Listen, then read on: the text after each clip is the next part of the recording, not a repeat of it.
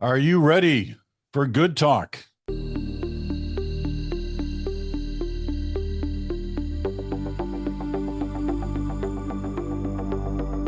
hello there. Good Friday morning, Friday afternoon, depending on where you are in the country. Peter Mansbridge here with Chantal and Bruce Anderson.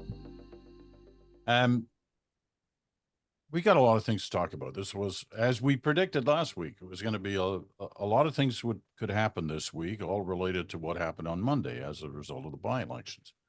But let me start this way. It was back in 1993 that people were shocked. More than 30 years ago now. People were shocked after the election that night when the Conservatives only ended up with 2 seats. The Liberals won a majority government. But the sub-headline to it all, and for some it was the headline, was that the official opposition was going to be the Bloc Quebecois, a party that only runs in one province, a party that's determined as one of its central core ideas to leave Canada, to break up the country. So here's the question, Chantal.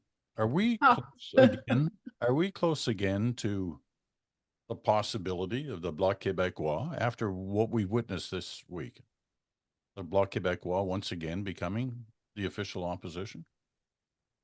Yeah, just to back away a bit to that comparison. In 1993, we were in the wake of successive constitutional failures, the Meech Lake Accord, the Charlottetown Accord, and it was quite clear that sovereignty was running high, and the only thing that was preventing sovereignty from expressing itself in a referendum ballot was the fact that the Parti Québécois was not in power in Quebec. Remember back then when Lucien Bouchard led the Bloc to official opposition, the Bloc was only going to be on Parliament Hill until after the referendum, and then it was going to go away. So here we are 20 years later with sovereignty running at around 40%, not high enough for a party to believe that you could win a referendum. But are we in the elements of a replay? Yes, we could see them fall in place one after the other. What the Monday's by-election, which feels like it happened a decade ago now, with all that's happened since then, but Monday's by-election in La Salle et Verdun says a few things. The Bloc Québécois carried it with very few votes, around 200. But it is a riding that the Bloc and most Quebec observers never believed that the Bloc could win in this by-election. And one of the reasons that the Bloc won is a split in the Federalist vote between the NDP, that did do better, and the Liberals. But it comes at a time when, and I'm not sure that the Liberals have completely factored in what's happened to them. Yes, the national polls still show the Liberals 20 points behind, as they did on July 1st. But over the course of the summer, what has happened to the Liberals really is that they have started to lose Quebec, which was the last place where they were holding their own. Not against the Conservatives as much as against the Bloc, but 3 polls over the past week and a half have shown that the Bloc now has a real lead on both the Liberals and the Conservatives. The NDP is still very far behind. And that result in La Salle et Verdun, it's not just a one-off or a split vote. It is a sign of things that could come to the Liberals across Francophone Quebec, where it is much easier for the Bloc to win. Now, why is that happening? And I will come back to your question. That is not happening because Quebecers believe that they want Mr. Trudeau gone and replaced tomorrow by Pierre Poilievre. It is the opposite. Pierre Poilievre has also lost his summer in Quebec. He has gone from being a bit of an enigma to someone that 44% of Quebecers believe that his victory in the next federal election would be the worst case scenario. 34% think Justin Trudeau re-elected would be the worst case scenario. And as Quebecers have realized that the rest of Canada is dropping Justin Trudeau, Quebecers who have not cottoned on to Pierre Poilievre are falling back on their defense option, and that's called the Bloc Quebecois. And I had seen over the past 2-3 weeks a lot of anecdotal evidence that suggested to me that there had been a change in tone, that people were now talking about how to avoid the great menace of a Poilievre victory, as opposed to is Justin Trudeau going to leave? He's having a hard time. So would that get the Bloc to official opposition? Possibly. If the picture is the same whenever the election comes, would that be followed by the possible election of the Parti Québécois to government, as it was in 1993-94? Possibly. The Bloc, the PQ is still leading in the polls in Quebec. Would that lead to a third referendum on sovereignty? And we're really building a house of cards here, whose foundations can be blown away. Yes, technically, it could lead to a referendum, because the one thing that this current PQ leader, Paul Saint-Pierre Plamondon, is firm on is, come hell or high water, he will be holding a referendum on sovereignty if the Parti Québécois forms a government. Now, could he win? The numbers say no. But what the impact of a Pierre Poilievre conservative government would have on Quebecers' mindset on sovereignty versus federalism, I can't tell you, but I can say that if I were a sovereignist strategist at this point, I would think I'm seeing the window starting to open in a way it has not. What Lucien Bouchard used to call the winning conditions starting to add up, as they have not since 1995. Gee, it was just a yes or no question, Chantal. Yeah, well, the next question will be, I don't know. Oh, no. Just kidding. That was a great view of the landscape and the possibilities. Bruce, do you want to weigh in on this? Yeah, I don't mind saying a few things. One is, I think that it is fair to say that the passion in Quebec for the idea of federalism has not really grown over the last couple of decades. Maybe that sounds like an understatement. It is intended to be an understatement. Nobody has really been making much of a case, not just to avoid another referendum, but to love federalism in Canada.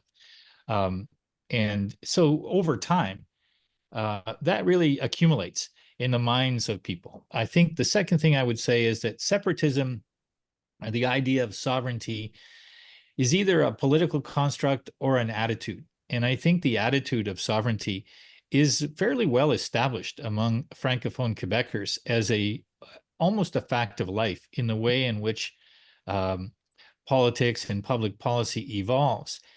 And I think that I would add to it that I don't think that this version of the Conservative Party puts much effort or energy into making the case against separatism or making the case for federalism. I think they've got a kind of a calculus that says, if we don't fight that fight, we don't look distracted by it to voters in other parts of the country, and maybe all that happens is there are more BQ seats and fewer Liberal seats, and we hold our own in the province, and that's not a bad outcome if you're Pierre Poilievre in this particular instance.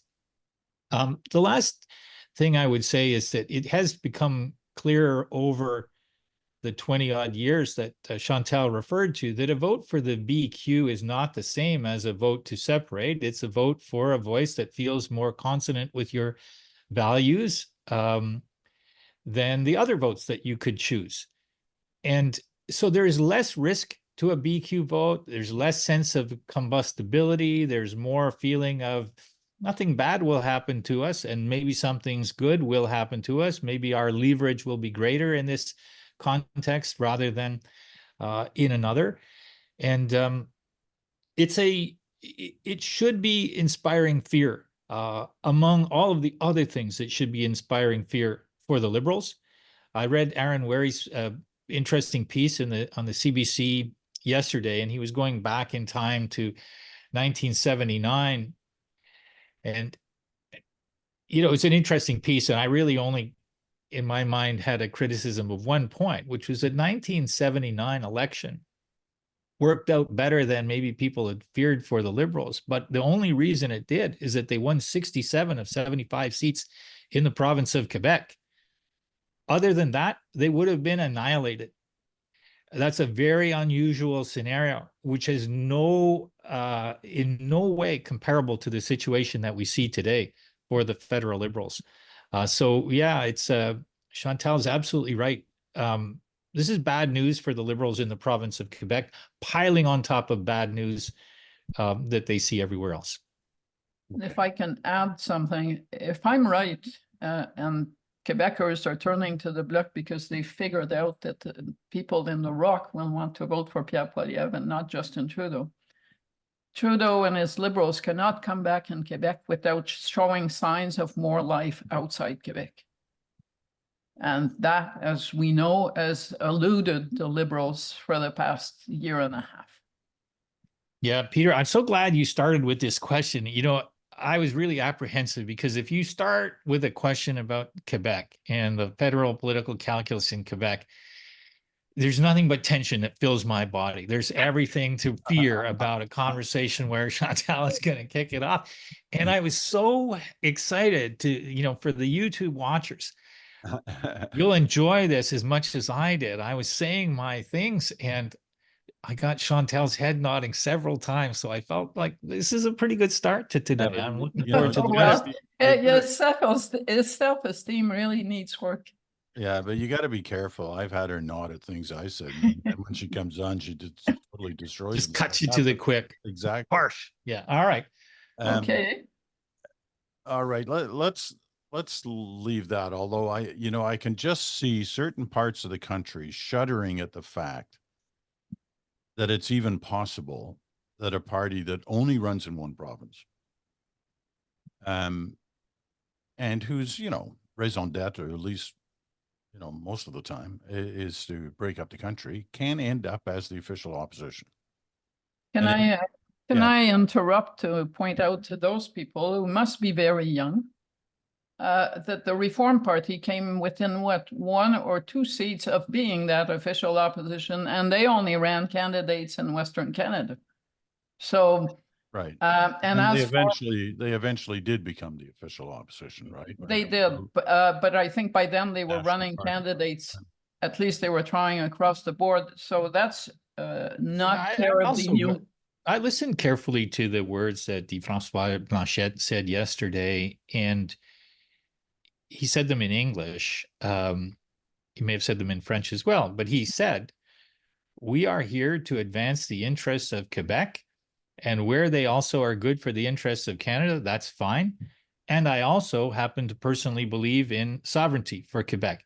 Now that structure, to your point, Peter, yeah, there will be some people who will find that uncomfortable or offensive, but a lot of other people will just listen to it and say, well, that's not a clarion cry for a referendum to break up the country. It's not that dissimilar to the kinds of things that Danielle Smith says as the Premier of Ontario in terms of the kind of representation she wants to see in the House of Commons.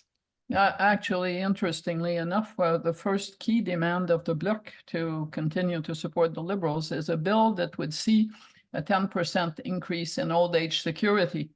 Well, not just in Quebec, across the board. The way that bill is crafted, it's crafted so that everyone 65 to 74 would get the same amount as those over 75 who have been getting 10% more on the basis of a rationale from the government that by the time you're 75, you have less savings to counter inflation than before you reach that age. So that Bloc bill that Mr. Blanchet is insisting on is meant to bring parity to anyone over 65, but it's a bill that has support from the Conservatives and the NDP, something that also gets lost in the shuffle of the past few days. So it is not a Quebec only, we're going to grab the money and run bill. It's a bill that has majority agreement in the House of Commons from 3 different parties, including the Conservatives.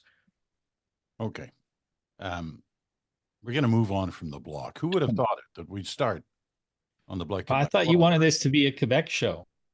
today. I thought that was Yeah, their so idea. we could talk about my premier at length and the beating he's taking editorially, but let's move on. Let's move on. I want to move on to the NDP, but this is a good time to take our first break. So we'll do that now. Be right back.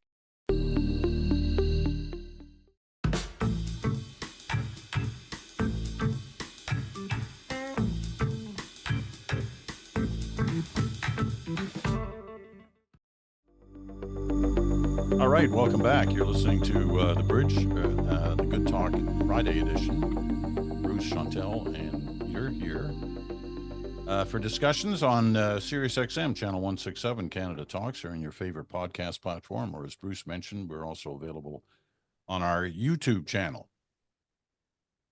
Okay, I want to talk about the NDP now, because it was an interesting week for Jagmeet Singh. Listen, he held on to the Transcona by-election in Manitoba. Did not badly in the Quebec riding.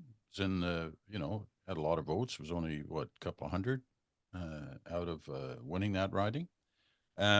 So, you could stand back and say, not a bad week for him. This is just days after saying he was pulling the plug on the NDP Liberal agreement. But just days after the by-election, he signals, along with the Bloc, that they're not going to defeat the government in a confidence motion next week. So from that, we go into this sense that Jagmeet Singh was battling protesters outside the, one in particular, outside the Parliament buildings one day this week. It was a kind of a significant amount of verbal abuse. And he looked like he was, Singh that is, looked like he was really ready to get into it. It appears that who wasn't ready to get into were the parliamentary security people who stood by and kind of watched this happen, which was a bit of a surprise. Then we see in the House of Commons, I think it was yesterday, a back and forth between Poilievre and Singh that got tense. Let's use it that way. There was a point at which Singh moved out of his seat and into the aisle and, shouted out at Poilievre, I'm right here, bro, which I guess you could take any number of different ways. I chose to take it as like, come on, buddy, put up the dukes, let's go. It was a lot of tension in both those exchanges.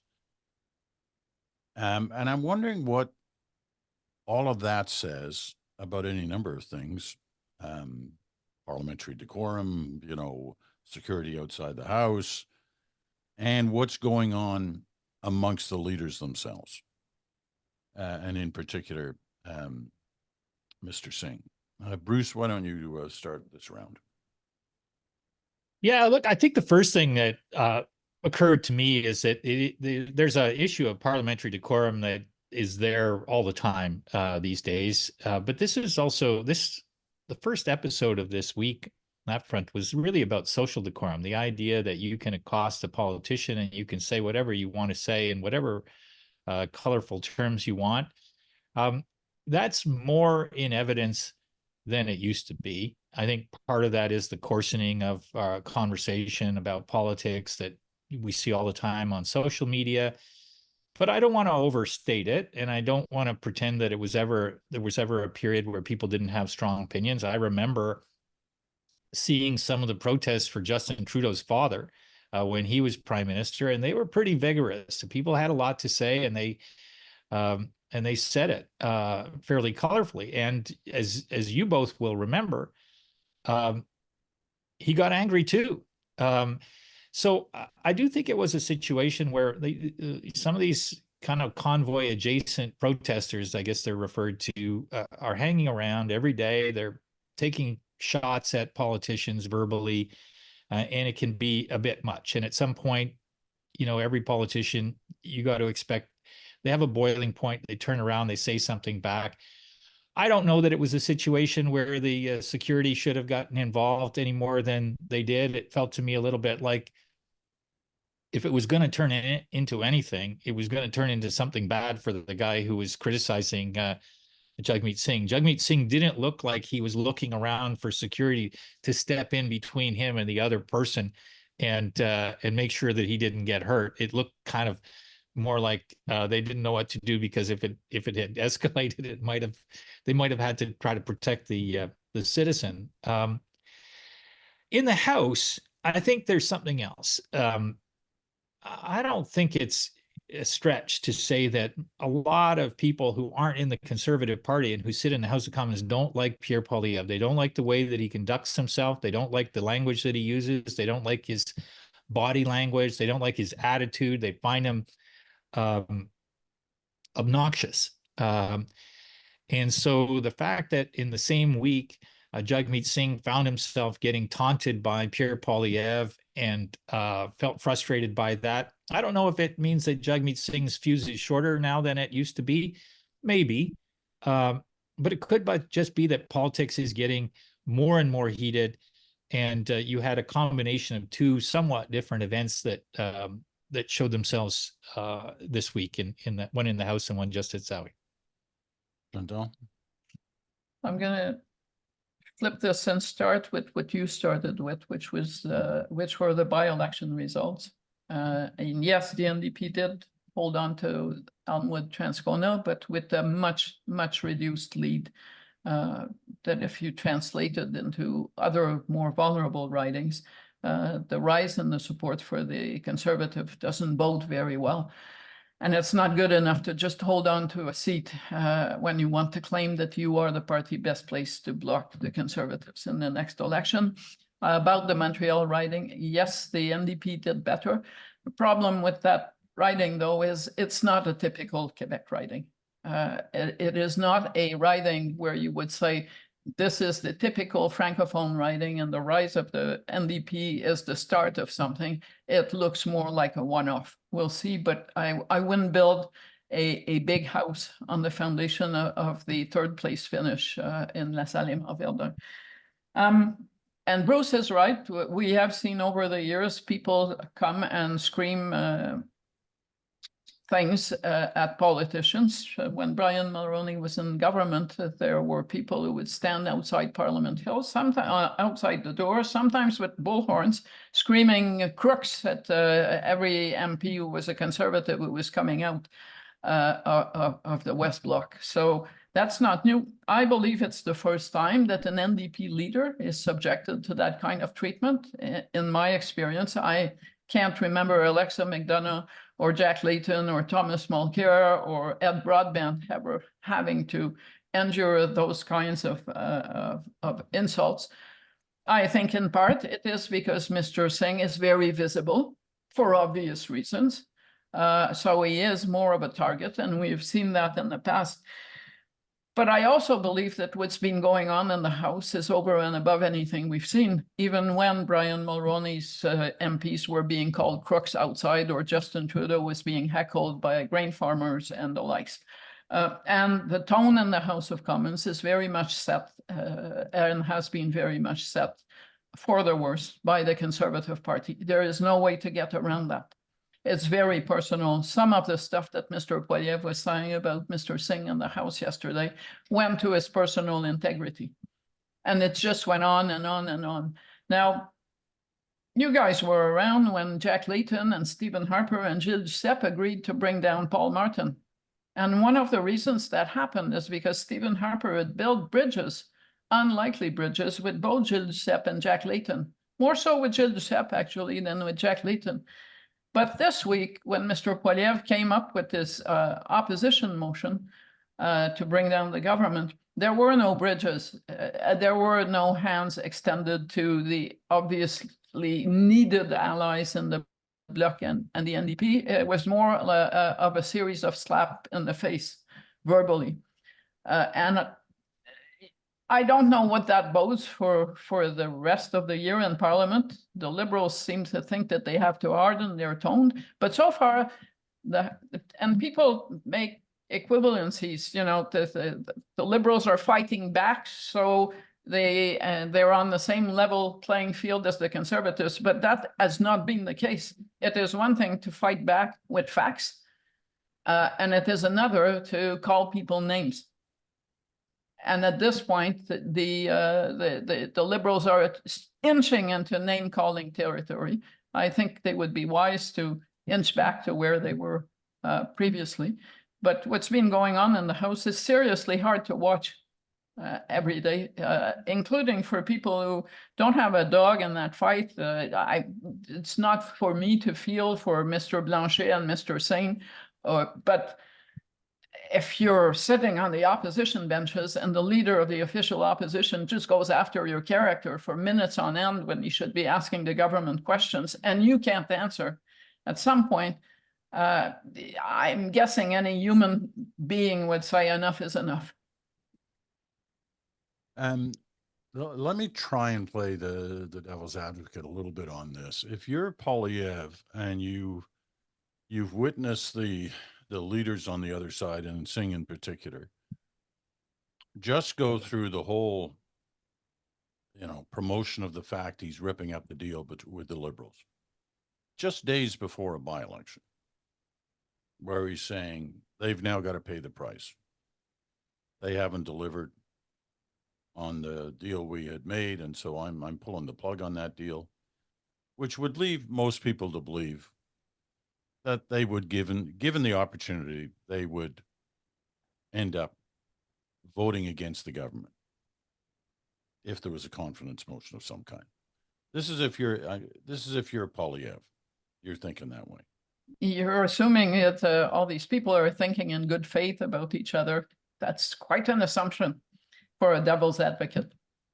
Would you have predicted, either one of you, the week before the by-election, after he ripped up the deal, so to speak, that if there was a confidence motion, he would support the government? Yes, I would have. I actually predicted that time and time and time again.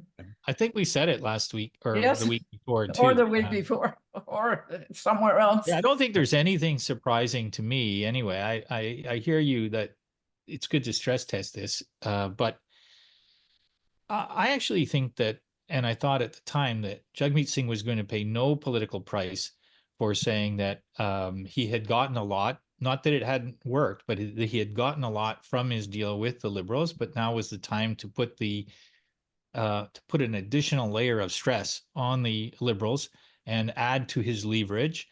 I thought it was a rational political calculus that only gets irrational if he then turns around and triggers an election where the Conservatives are poised to win a supermajority.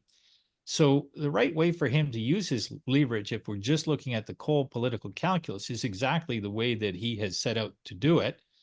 I think Chantal's point about Pierre Poilievre, if you're not going to build any bridges, you're never going to be as able as you might be to influence the timing of that next election. And if you really want an election with Justin Trudeau, there's going to be a chance that there's a leadership change somewhere along the way here. And so building those bridges rather than torching those bridges is probably a better strategy. But I don't think he's built for it. And I think that what he's doing right now is kind of enjoying this this ersatz popularity is what I would say. I mean, he's not unpopular like Justin Trudeau is, but he's not popular in a kind of an absolute sense of what that term means. He's just sitting with a 20-point lead because the incumbents are so deeply disliked at this moment in time. So the things that he does that look harmless to him politically right now might actually be creating more scar tissue that becomes difficult for him if the Liberals ever arrive at a point where they become more competitive again, which is a big if. But I think he's spending political capital personally with no chance of it creating upside for him. The NDP was always going to think twice about bringing down the government quickly, and not only because it's not ready, no poll shows that they would greatly benefit from it. There's a long list of practical political reasons, but also because one of their big victories, at least the way they cast it, is pharmacare. And the pharmacare bill is in the Senate, so it will be passed. The government is not pulling back. as far as I understand from that, but that has not happened yet. That being said, I don't know, we argue all the time. We often disagree. There are ways for Mr. Poilievre to disagree with the NDP and to demonstrate the weakness of his narrative without calling him a sellout. There is absolutely no reason to call any of the leaders in the House of Commons a sellout. And I say this coming from a province where that word has been really loaded and used over the years and decades past to talk about federalist politicians. If you were un vendu, it's because you were not loyal to Quebec, because you wanted to stay in Canada. You don't hear it anymore. We're still having that conversation, but people do not call each other sellout. It's a loaded word. I think there are better ways and more intelligent ways for someone who aspires to be prime minister to talk about people who do devote time in public life. And yes, we'll be collecting a pension in the case of Mr. Singh, although not on par with the pension that Mr. Poilievre has accumulated since he's become an MP. Interesting that Poilievre has called Singh a sellout. He's called Trudeau a traitor. I'm not sure that he's called Blanchet anything. Maybe he just doesn't know. He tried to call him a liberal, but sadly, it doesn't really stick very well. And now he's calling the Bloc a centralizing party, which is, I understand that in Quebec, we really like, you know, in the bubble to talk about centralization, overstepping jurisdictions. But when I talk to people, that's never what they talk to me about. And that's been a fact of life for decades. What did this week do for the Liberals? It's interesting that, you know, like Monday night was a disaster for them, vote-wise in the by-elections and the result-wise. But at the end of the week, what's their situation? Like, how would you describe where they're at, given the results, given the polls, given the continuing discussion about who should lead, who shouldn't lead, who's working the back rooms on preparing campaigns for leadership and who isn't? How would we describe the situation for the Liberals right now? Who's working the back rooms to prepare for an election that seems to be closer than it was? I'm still waiting to see. No, not an election, a leadership campaign. I understand that, but the one thing that is as unavoidable as debt and taxes for the Liberals is an election within the next 6 to 8 months. I'm still waiting to see a national campaign director appointed. The Quebec lieutenant has now left, and there's a strange mood in the you know, the cabinet vacancies. The way that Mr. Rodriguez's vacancy at transport was filled was by doubling up Anita Anand's burden of Treasury Board with transport.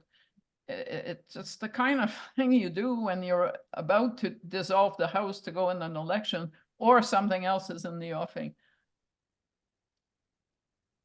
I left all the leadership stuff to Bruce. You noticed that? Yeah. Yes. Well, they haven't. Look, I think where the Liberals were in a bad place at the end of last week, they're in a worse place at the end of this week. And worse, not just because of the verdict of the voters, especially in Verdun. Worse because they seem to be stuck in this very strange situation. You know, in our political party system, each party can have a different way of dealing with it, but we've always had this kind of difficult tension between not wanting to have a situation where leaders can be challenged too often from within the party or a caucus, but also knowing that it's a problem if it feels like only one person gets to make the decision about who the leader is going to be. And I think that's where the Liberal Party is right now, is that they are over-indexed on this reality that only one person gets to say, gets to choose.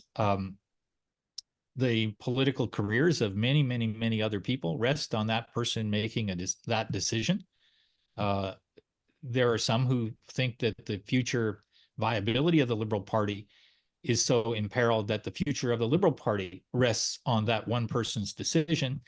And I think that's a hazardous place for a party to find itself. But I get that Justin Trudeau re-engineered the Liberal Party. It's got a lot of his DNA in it from an organizational standpoint. And that there aren't very many people who want to challenge him. And that's putting it mildly. There seem to be almost nobody that wants to challenge him publicly. However, one of the things that I was looking for coming out of a bad result like that on Monday, on the heels of other bad results, including St. Paul's earlier, and just a sense, as Chantal laid it out, that the Liberals were kind of losing pieces of their vehicle along the way and not really putting together the case that they were regrouping. I haven't seen an army of vocal supporters saying not only something soft like, well, Justin Trudeau deserves the right to make the decision, which is what most of them have been saying, but where are the ones who are saying he has to stay? We need him to stay. It's important that he is our leader in the next election. It is the only way that we can win, and we will win with him.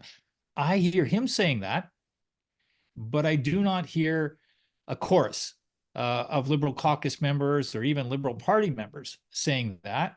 And the last thing I'll say is that it has been clear in our research for some time that Justin Trudeau personally is seen as a bit out of position with those centrist Canadian voters. He's seen as having done a lot of good things by, a lot of people. And I happen to think he's had a lot of good policy that he's brought forward, deserves credit, more credit perhaps than he gets in the public opinion polling data.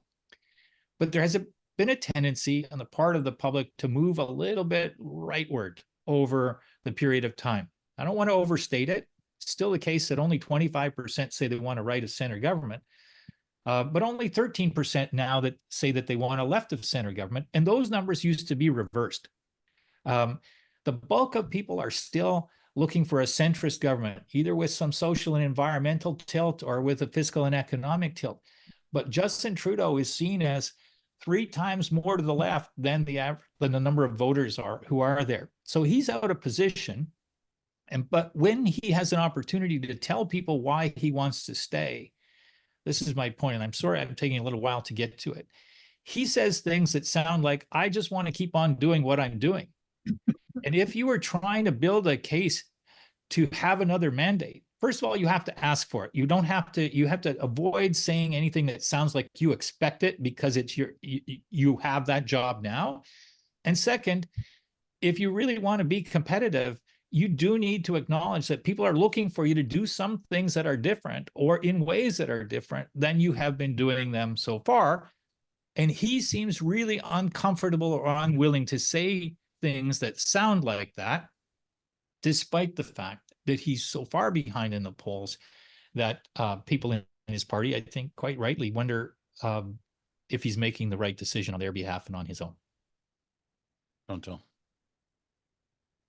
So you asked about leadership campaigns, organizing, not organizing. It may well be that many of those who want and plan to run for a succession have now come to the conclusion that they do not want to be Kim Campbell, that they don't want to pick up the pieces and be the loser of the election. And then, you know what happens to leaders of the Liberal Party who do not succeed on their first campaign. John Turner tried to stay, and he did stay, but what did his back look like after those 4 years of staying? You could have, filled your dishwasher with all those knives, and they all came from Liberals. So I think a number of the people who would want to replace Trudeau have now come to the conclusion that he's going to have to take the loss. Bruce's point is well taken, though. The Liberals are looking at a result that could be worse than 2011 when they fell to 3rd place. They are not looking necessarily at a Kim Campbell 2-seat result, but they could end up in 4th place.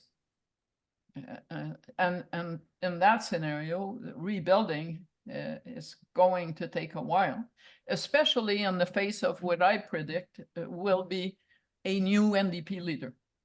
And who knows who that leader will be. But I do not believe that Jagmeet Singh has another election after this one in his leadership tenure.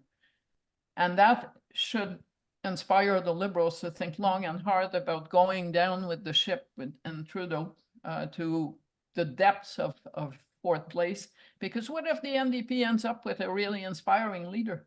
What if they have the better leader or someone who inspires? That is not completely out of the realm of possibilities. Now, Bruce says, you know, the center is still where people are, and we're closer to center right than center left these days. That's possible. It's usually the pendulum effect. If you have a government that you perceive to be a bit left, you go right. And when Stephen Harper was in government, Canadians were more hungry for something a bit left.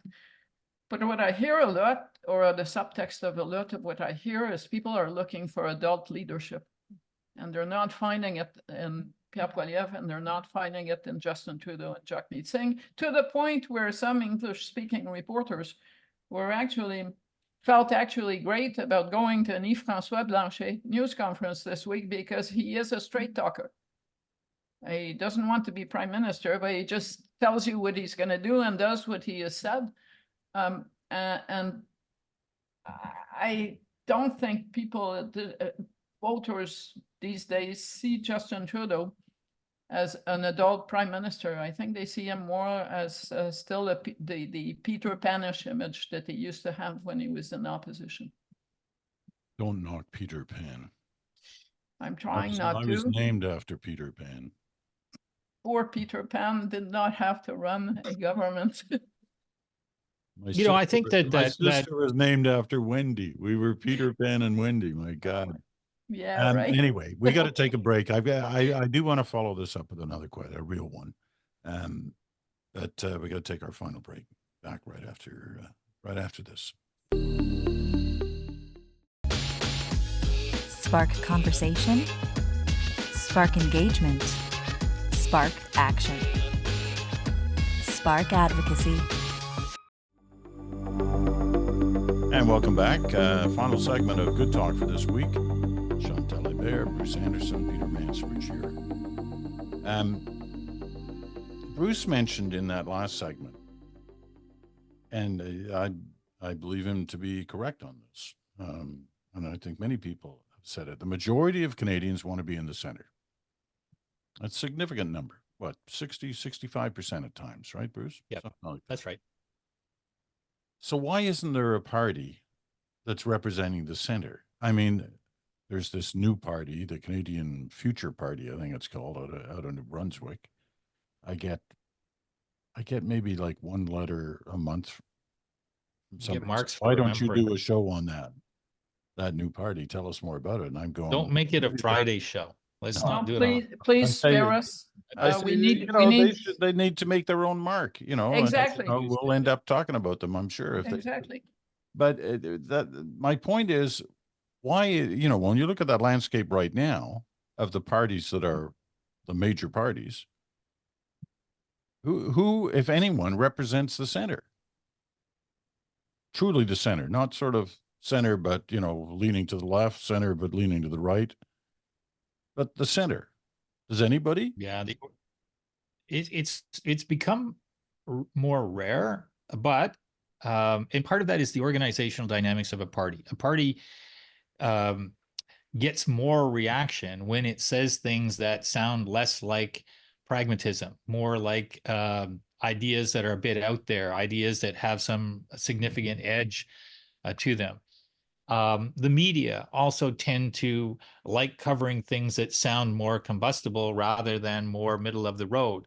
Those effects are exaggerated over time, and in particular in the way that social media amplify the actions of politicians and the coverage of politics as a kind of a sport where polarization, everybody hates it, but everybody wants to sort of give oxygen to the aspects of polarization that are out there. So I think all of that is part of what's causing parties to be less inclined to choose the center. But I do think that there are some signs that our democracies might be getting tired of that phenomena. In the UK, I think that voters said that they wanted a pragmatic alternative to the Conservatives.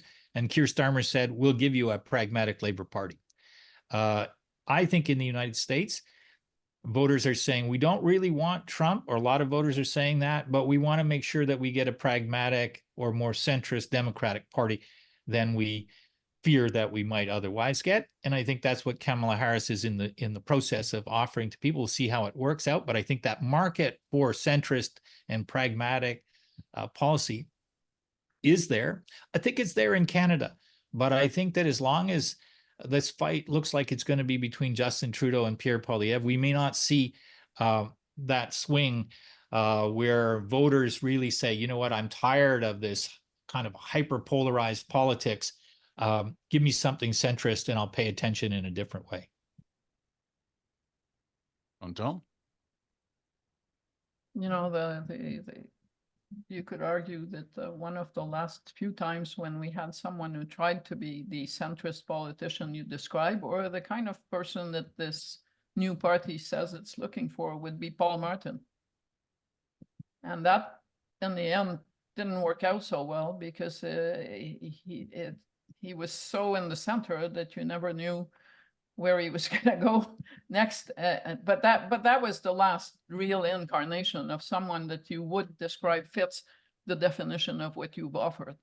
I'm not sure that it's, I mean, you need people to break the mold of what the definition of center is. My interest, for instance, in Mark Carney is that I believe he breaks some of that by being someone who is clearly seen by people on the fiscal right side as one of their own, but people who you would associate with the left because they care a lot about climate change also see as someone that is one of their own. But we have not yet kind of reinvented this, in part because we have been so polarized, and that's been one of the failures of the past decade, so polarized on the climate issue that we haven't had the discussion of the kind of leadership that needs to reconcile both the economics and the climate priorities under one roof. And until that gets resolved, and we missed that last turn when Erin O'Toole tried to come back to that highway so we could have that conversation, we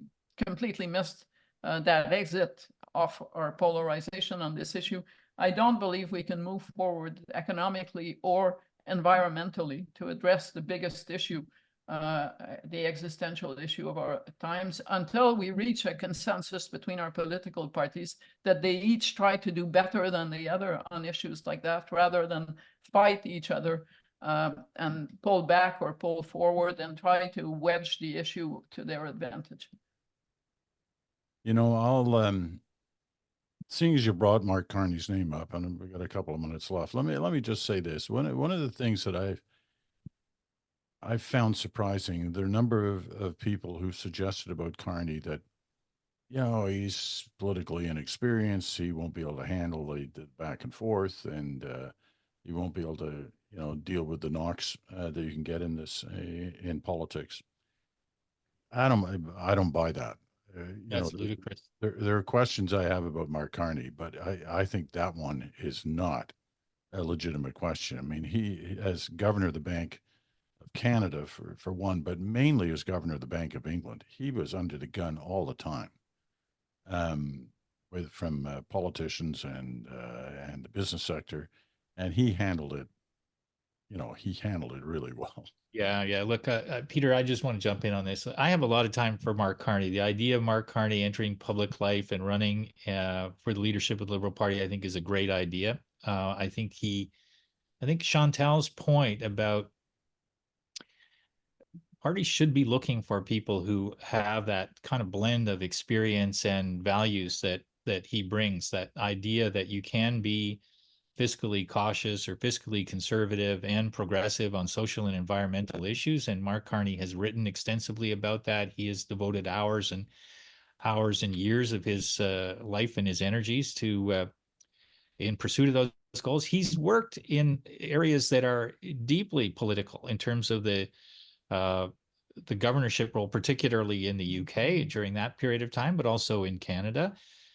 And so and he's a very accomplished person. So the notion that he somehow could have been good at all of the things been good at, smart enough to figure those things out, but somehow can't figure out this really magical thing called politics. I don't buy it. It's not my experience of him. That isn't to say that he would have all of the same retail political skills as somebody who's been playing a role in politics actively for the last decade or so. But I think it'd be a mistake for people to think that he doesn't have that capacity, and a mistake to discount all of the other things that he could bring to the conversation about politics in Canada, as Chantal was alluding to. All right. If I can just bring it back away from Mark Carney, who for me is mostly a profile, not necessarily that person exactly. I was watching, and you guys might have seen it, Stephen Harper TikTok video that landed on Twitter, X. And Stephen Harper was obviously promoting the Conservative Party by going after Justin Trudeau's government, but it wasn't one of those rah-rah speech setting. And what he was saying about the Liberals, and it struck me because it goes back to the point of mature adult leadership. He wasn't saying Justin Trudeau is bringing the country down the drain, although he was, but he was saying the worst thing you can say about these people, and the truest thing is that they are not serious.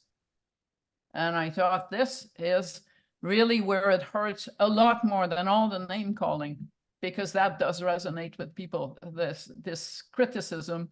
But then it got me thinking, so if Mr. Harper's point that this is not a serious government, and I think you could make a case that that is a fair attack, then who is a serious politician on Parliament Hill these days? So rather than looking for a centrist, since then I've been looking for the serious person. Okay. It's a search that is still ongoing. For those of you who worry that we ended up only talking about Mark Carney, we'll devote time over the next few weeks to talk about Mélanie Joly, Chrystia Freeland, Anita Anand, and the list goes on, which we may or may not get into as a result of whatever Mr. Trudeau may or may not do. All right, that's going to wrap it up for this day. Thanks to Chantal. Thanks to Bruce. Keep in mind, the buzz is out tomorrow morning. Get it delivered to your inbox. Some of my thoughts about the week gone by and articles that I think you will find interesting to read. If you haven't already subscribed, you can do so at nationalnewswatch.com. You just need to give your email. There's no charge. It's free. All right. Thank you both. Thank you both. We'll talk to you again in a week's time. Next week.